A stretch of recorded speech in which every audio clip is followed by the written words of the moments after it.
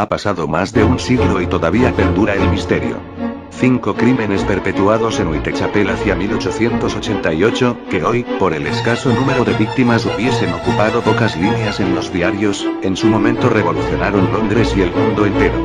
Durante 100 años, investigadores, detectives, policías y muchos aficionados han tratado de establecer un perfil psicológico que ayudase a determinar la personalidad o el nombre del asesino, pero hasta ahora solo se han podido identificar los nombres de unos posibles sospechosos.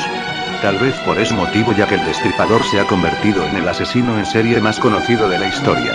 Su nombre nos evoca una silueta entre la niebla del Londres victoriano, una sombra con capa y sombrero negros que ataca a sus víctimas y desaparece para siempre de la escena del crimen. No en vano se han escrito sobre él cientos de libros, canciones, óperas y películas. Es la perfecta historia de suspense, el gran misterio sin resolver. En el año 1888, Whitechapel era uno de los peores distritos de todo Londres.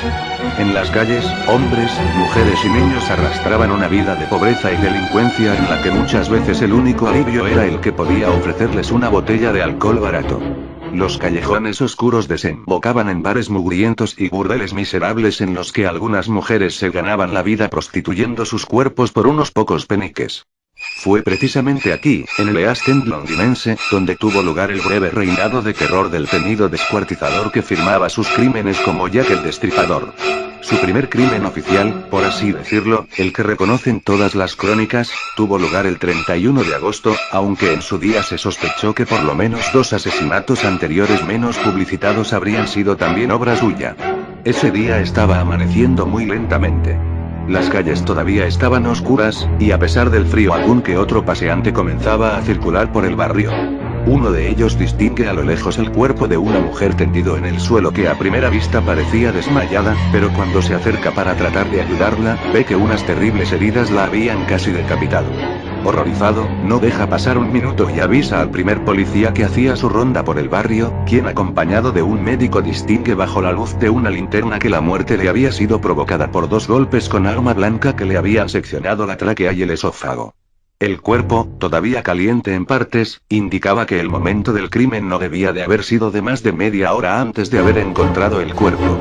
Tras un examen más detallado en la sala de autopsias, descubren además que había sido brutalmente golpeada en la mandíbula inferior izquierda, posiblemente por una persona zurda, y que su abdomen había sido mutilado. Por lo demás, el asesino no había dejado otras pistas tras de sí, ni testigos, ni el arma homicida. Ninguno de los vecinos oyó nada. La identificación de la víctima no fue tarea fácil, aunque unos días después su padre y su exmarido identifican el cuerpo de una mujer de 42 años, prostituta, llamada Anne Male Nichols y conocida como Polly. Polly había estado casada y tenía 5 niños, pero su adicción al alcohol había hecho que su matrimonio se rompiera. Desde entonces, sola, había vivido de sus pobres ingresos de prostituta. El lunes 6 de agosto, varias semanas antes del primer crimen oficial del Destripador, Martha Taggart, una prostituta de 39 años, había sido hallada muerta con 39 puñaladas. Y algunos meses antes, Emma Smith, una prostituta 45 años, había sido agredida salvajemente en la cabeza y le habían introducido un objeto en la vagina. Seguramente estos 2 crímenes no tenían nada que ver con nuestro asesino, más que nada porque la firma del Destripador era más ritualista que los simples golpes y puñaladas, pero aún así, el terror ya se había apoderado de las almas de los habitantes del distrito londinense. Annie Chapman era una mujer sin hogar propio que vivía en pensiones comunes cuando disponía de dinero para el alojamiento de una noche, y cuando no era así, se dedicaba a vagar por las calles en busca de clientes que le proporcionasen alguna moneda para bebida, refugio y alimento. No siempre había sido así, unos años antes estaba casada y con 3 niños, pero todos murieron, unos por enfermedad y otros por accidente. Fue un golpe muy duro, nunca se repuso. Así, en estado de depresión permanente comenzó a beber para sobrellevar su soledad. Su cuerpo fue hallado mutilado en la calle del mercado de Spitalfields a las 6 de la mañana, y nadie había sido testigo de los hechos. Su intestino estaba en el suelo entre un gran charco de sangre y una profunda incisión cruzaba su cuello de lado a lado. Todo parecía indicar que había sido asesinada en ese mismo sitio. No había señales de defensa por parte de la víctima, y lo curioso es que cerca de su cadáver se encontraron un pequeño pañuelo, un peine y un cepillo de dientes, que parecían haber sido colocados en un orden concreto por el asesino. Según el médico forense que vio el cadáver, el asesino había agarrado a Annie por la barbilla y la había degollado por la espalda de izquierda a derecha, y por la fuerza empleada, posiblemente con la tentativa de decapitarla. Eso le había causado la muerte. Las otras heridas infligidas y las mutilaciones abdominales habían sido realizadas post-mortem. El abdomen había sido abierto para extraer la vagina, el útero y la vejiga, que no fueron hallados. Las incisiones eran limpias, como si se tratase del trabajo de un experto en anatomía, o por lo menos el de alguien con los conocimientos anatómicos y la habilidad suficiente para poder abrir el cuerpo y extraer los órganos con mucho cuidado de no dañar otras partes internas.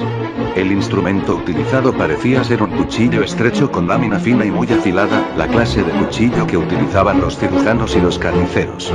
Una señora de nombre Elizabeth Long, que se dirigía al mercado esa mañana, pudo aportar un testimonio valioso. A las 5:30 de la madrugada había visto a un hombre conversando con una prostituta que identificó como Annie Chapman. Lamentablemente el hombre estaba de espaldas y no pudo ver su rostro, pero sí distinguió la silueta de un hombre de unos 40 años, elegante, que portaba un sombrero y un abrigo oscuros. La hora de la muerte se estima entonces entre las 5:30 y las 6 de la mañana, hora en la que fue descubierto el cadáver, lo que significaba que el asesino actuaba rápidamente y con gran precisión. La falta de indicios hacía que la investigación avanzase lentamente.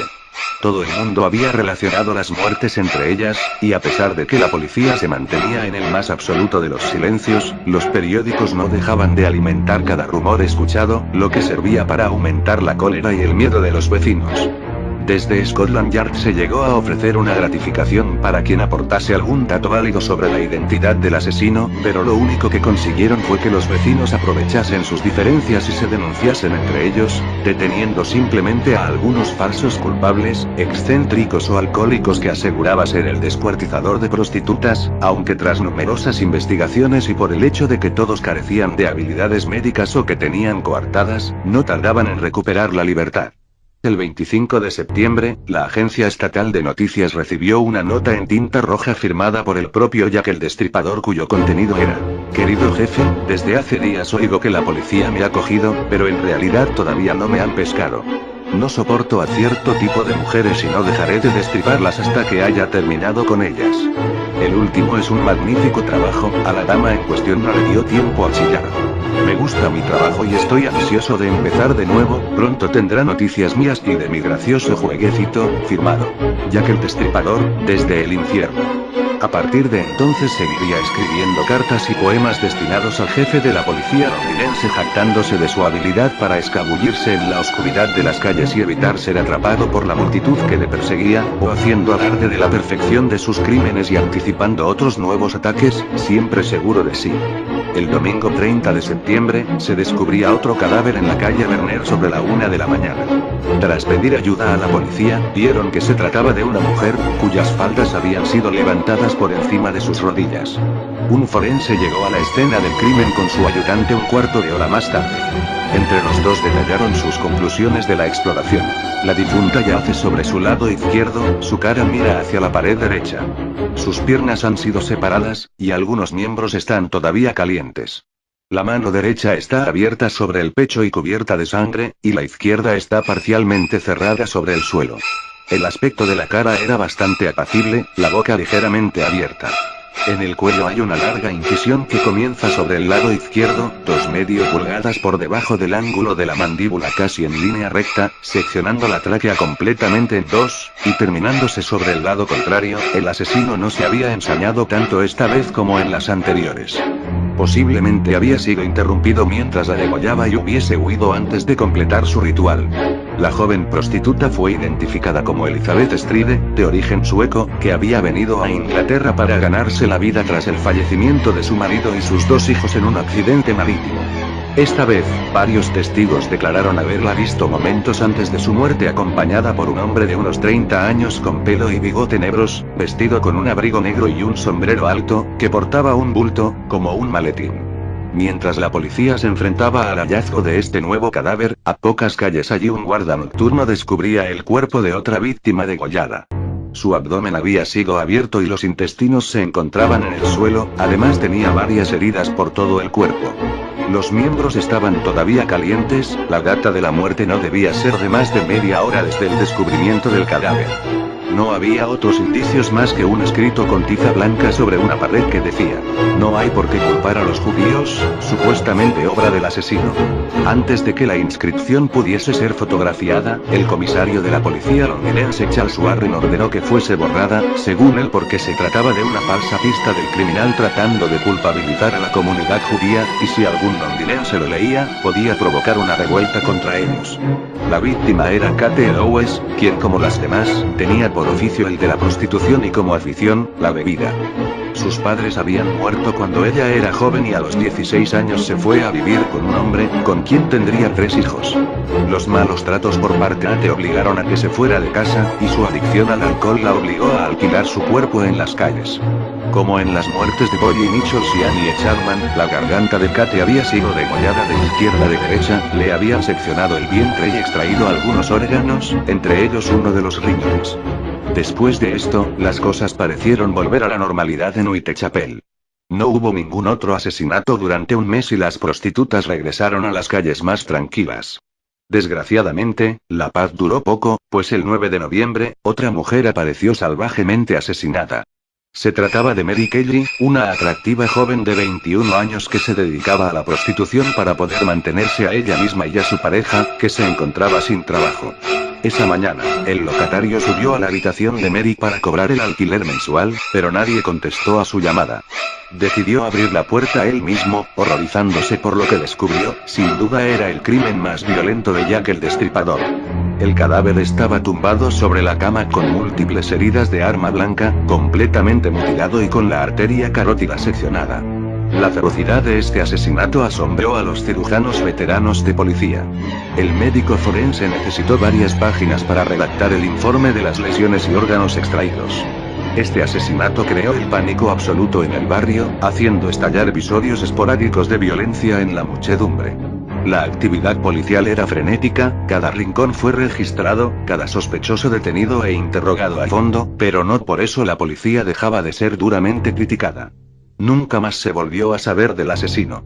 No hubo más cartas ni más crímenes, parecía que Jack el Destripador hubiese abandonado la escena del crimen para siempre, y finalmente el caso fue cerrado en 1892, el mismo año en que el inspector encargado del caso se retiró.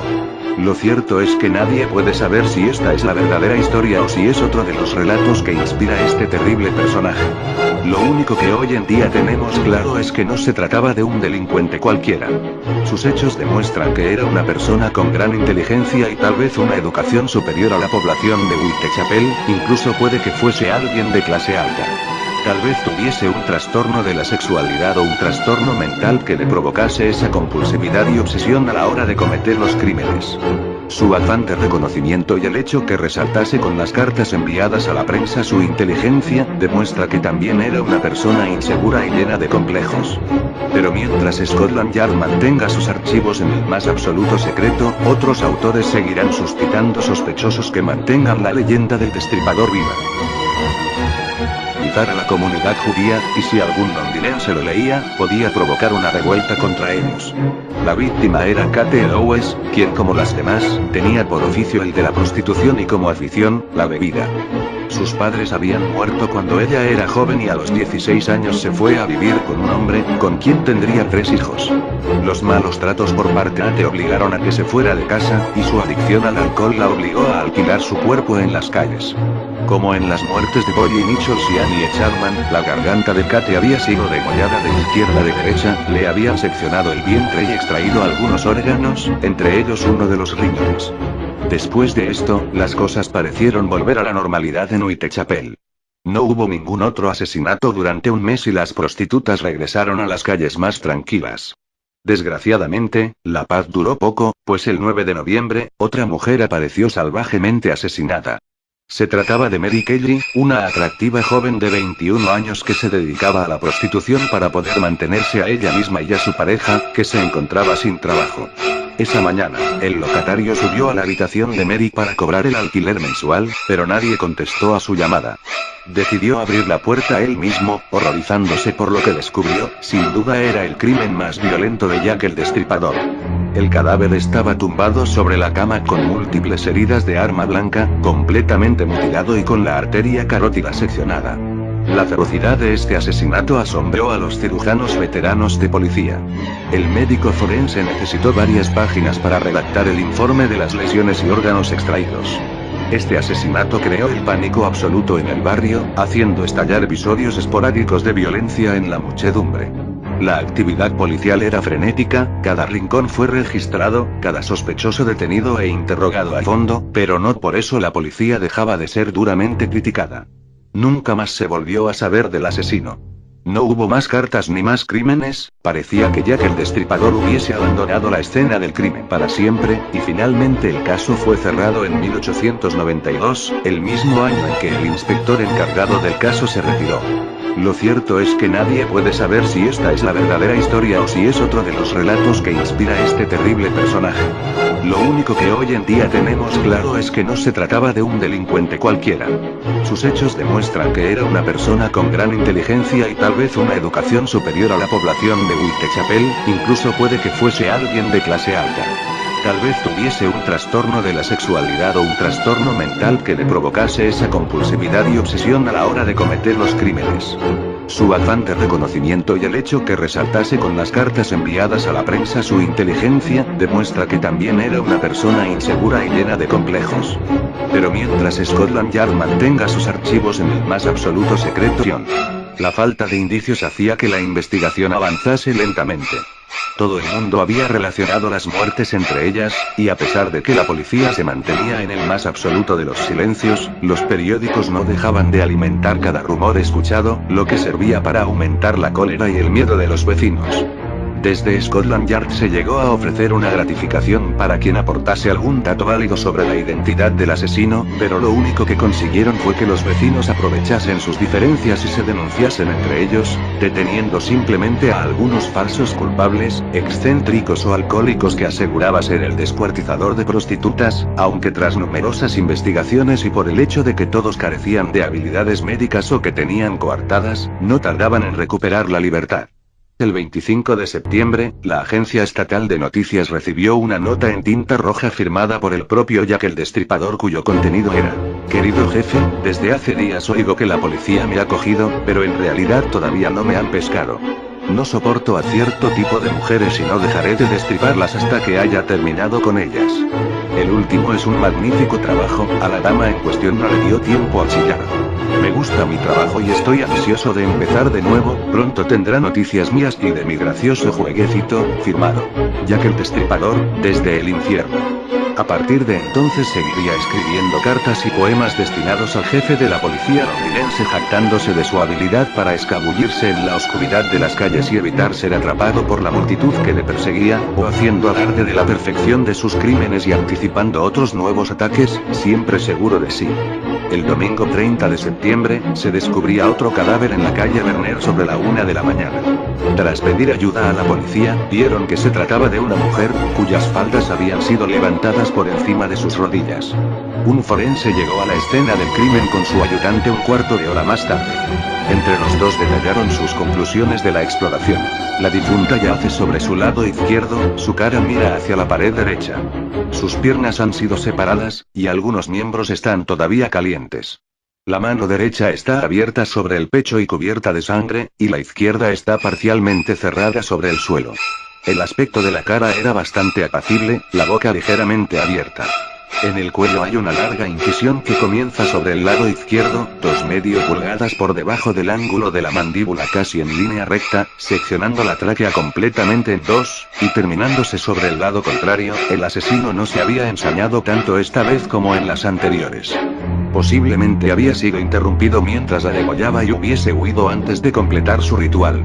La joven prostituta fue identificada como Elizabeth Stride, de origen sueco, que había venido a Inglaterra para ganarse la vida tras el fallecimiento de su marido y sus 2 hijos en un accidente marítimo. Esta vez, varios sigo hallada muerta con 39 puñaladas. Y algunos meses antes, Emma Smith, una prostituta 45 años, había sido agredida salvajemente en la cabeza y le habían introducido un objeto en la vagina. Seguramente estos dos crímenes no tenían nada que ver con nuestro asesino, más que nada porque la firma del destripador era más ritualista que los simples golpes y puñaladas, pero aún así, el terror ya se había apoderado de las almas de los habitantes del distrito londinense. Annie Chapman era una mujer sin hogar propio que vivía en pensiones comunes cuando disponía de dinero para el alojamiento de una noche, y cuando no era así, se dedicaba a vagar por las calles en busca de clientes que le proporcionasen alguna moneda para bebida, refugio y alimento. No siempre había sido así, unos años antes estaba casada y con 3 niños, pero todos murieron, unos por enfermedad y otros por accidente. Fue un golpe muy duro, nunca se repuso. Así, en estado de depresión permanente comenzó a beber para sobrellevar su soledad. Su cuerpo fue hallado mutilado en la calle del mercado de Spitalfields a las 6 de la mañana, y nadie había ido testigo de los hechos. Su intestino estaba en el suelo entre un gran charco de sangre y una profunda incisión cruzaba su cuello de lado a lado. Todo parecía indicar que había sido asesinada en ese mismo sitio. No había señales de defensa por parte de la víctima, y lo curioso es que cerca de su cadáver se encontraron un pequeño pañuelo, un peine y un cepillo de dientes, que parecían haber sido colocados en un orden concreto por el asesino. Según el médico forense que vio el cadáver, el asesino había agarrado a Annie por la barbilla y la había degollado por la espalda de izquierda a derecha, y por la fuerza empleada, posiblemente con la tentativa de decapitarla. Eso le había causado la muerte. Las otras heridas infligidas y las mutilaciones abdominales habían sido realizadas post-mortem. El abdomen había sido abierto para extraer la vagina, el útero y la vejiga, que no fueron hallados. Las incisiones eran limpias, como si se tratase del trabajo de un experto en anatomía, o por lo menos el de alguien con los conocimientos anatómicos y la habilidad suficiente para poder abrir el cuerpo y extraer los órganos con mucho cuidado de no dañar otras partes internas. El instrumento utilizado parecía ser un cuchillo estrecho con lámina fina y muy afilada, la clase de cuchillo que utilizaban los cirujanos y los carniceros. Una señora de nombre Elizabeth Long que se dirigía al mercado esa mañana, pudo aportar un testimonio valioso. A las 5:30 de la madrugada había visto a un hombre conversando con una prostituta que identificó como Annie Chapman. Lamentablemente el hombre estaba de espaldas y no pudo ver su rostro, pero sí distinguió la silueta de un hombre de unos 40 años, elegante, que portaba un sombrero y un abrigo oscuros. La hora de la muerte se estima entonces entre las 5:30 y las 6 de la mañana, hora en la que fue descubierto el cadáver, lo que significaba que el asesino actuaba rápidamente y con gran precisión. La falta de indicios hacía que la investigación avanzase lentamente.